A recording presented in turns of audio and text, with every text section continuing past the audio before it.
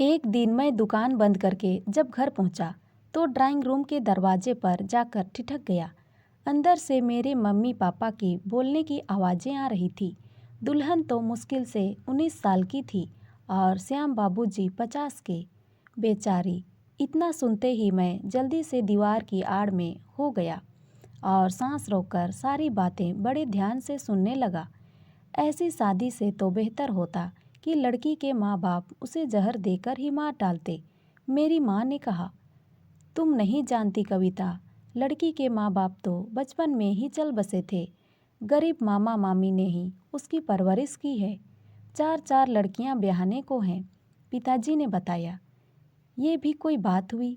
कम से कम उसकी जोड़ का लड़का तो ढूंढ लेते।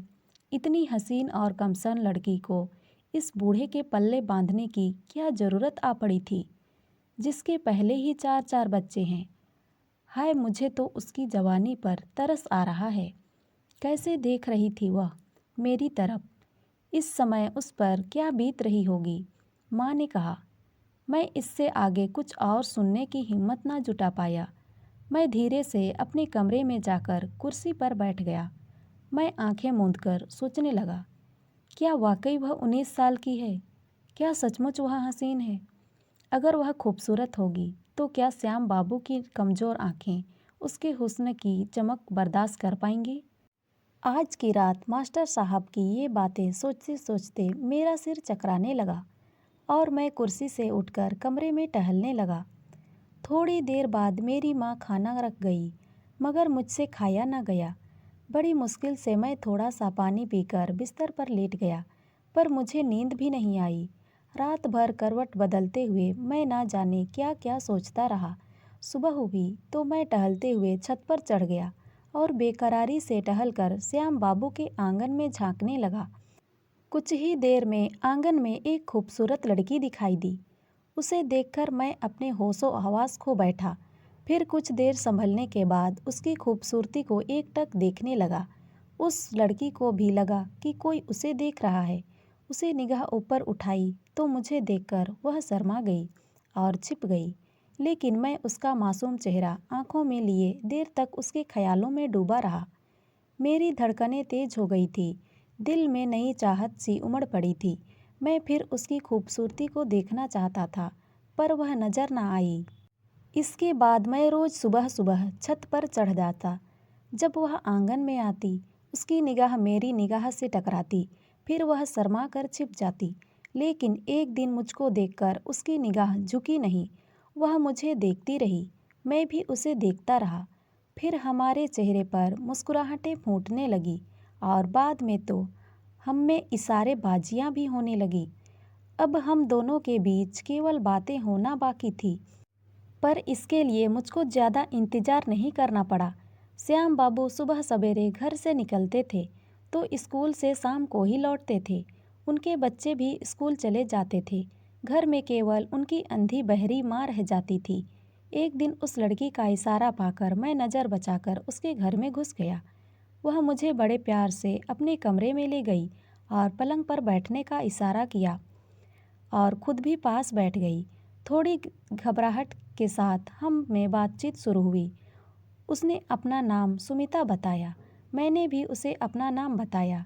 फिर हम दोनों ने यह जाहिर किया कि हम एक दूसरे पर दिलो जान से मरते हैं। मैंने सुमिता के हाथों पर अपना हाथ रख दिया। वह सिहर उठी। मैं उसके जिस्म पर हाथ फेरने लगा। वह खामोश रही और खुद को मेरे हवाले करती चली गई। कुछ देर बाद जब हम दोनों एक दूसरे से अलग हुए तो सुमिता अपना दुखड़ा लेकर बैठ गई। ऐसा दुख जिसका मुझको पहले से अंदाज़ा था, लेकिन उसके मुँह से सुनकर मुझको पूरा यकीन हो गया था। इससे मेरा हौसला और भी बढ़ गया। मैं सुमिता को बाहों में भरते हुए बोला, अब मैं तुम्हें कभी दुखी होने नहीं दूंगा। उसके बाद तो हमारे इस खेल का सिलसिला चल सा पड़ा। इस चक्कर में मैं अब सुबह के बजाय दोपहर को दुकान पर जाने लगा। मैं रोज़ सुबह 10 बजे तक श्याम बाबू और उनके बच्चों के स्कूल जाने का इंतज़ार करता। जब वे चले जाते तो सुमिता का इशारा पाकर मैं उसके पास पहुंच जाता। एक दिन मैं श्याम बाबू के बेडरूम में पलंग पर लेटकर रेडियो पर गाने सुन रहा था। सुमिता मेरे लिए रसोई में चाय बना रही थी। दरवाज़ा खुला हुआ था जबकि रोज वह अंदर से बंद कर लेती थी। अचानक श्याम बाबू आ गए। उनका कोई जरूरी कागज छूट गया था। मुझको अपने पलंग पर आराम से पसरा देख उनके तन बदन में आग लग गई, पर उन्होंने सब्र से काम लिया और फाइल से कागज निकालकर चुपचाप रसोई में चले गए। रमेश यहाँ क्या कर रहा है?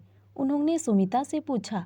अचानक श्याम बाबू की आवाज़ सुनकर सुमिता का पूरा जिस्म कांप गया और चेहरे पर हवाइयाँ उड़ने लगी, लेकिन जल्द ही वह संभलते हुए बोली, जी कुछ नहीं, जरा रेडियो का तार टूट गया था, मैंने ही उसे बुलाया है।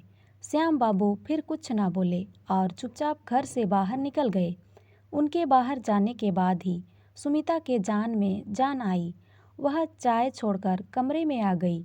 मैं अभी तक पलंग पर सहमा हुआ बैठा था। मैंने कांपती हुई आवाज़ में पूछा, वे गए क्या? हाँ, सुमिता ने कहा। दरवाज़ा बंद नहीं किया था क्या? मैंने पूछा। ध्यान नहीं रहा, सुमिता बोली। लगता है उन्हें शक हो गया है। सुमिता चिंता में डूबते हुए बोली, कुछ नहीं होगा, मैंने उसका कंधा दबाते हुए कहा। अच्छा, अब मुझे चलना चाहिए। इतना कहकर मैं दुकान पर चला गया। उसके बाद हमने कुछ दिनों तक मिलने से परहेज किया। जब हम मास्टर साहब की तरफ से पूरी तरह बेफिक्र हो गए तो ये खेल फिर से चल पड़ा और हफ्तों महीनों में नहीं बल्कि सालों तक चलता रहा। उस दौरान सुमिता 2 बच्चों की माँ भी बन गई। एक दिन श्याम बाबू काफ़ी गुस्से में घर में दाखिल हुए। किसी ने सुमिता के खिलाफ उनके कान भर दिए थे। सुमिता को देखते ही मास्टर साहब उस पर बरस पड़े। क्या समझती हो अपने आप को? जो तुम कर रही हो उसका मुझे पता नहीं है। आज के बाद अगर रमेश यहाँ आया तो उसे जिंदा नहीं छोड़ूंगा। यह सुनकर सुमिता डर गई और कुछ भी नहीं बोली।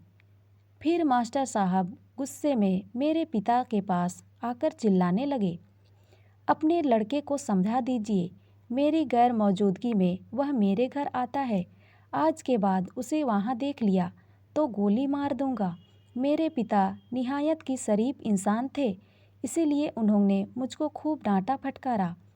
इसका नतीजा यह हुआ कि एक दिन मैंने श्याम बाबू को रास्ते में रोक लिया।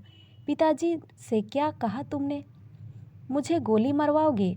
तुम्हारी खोपड़ी उड़ा दूंगा अगर उनसे कुछ कहा तो।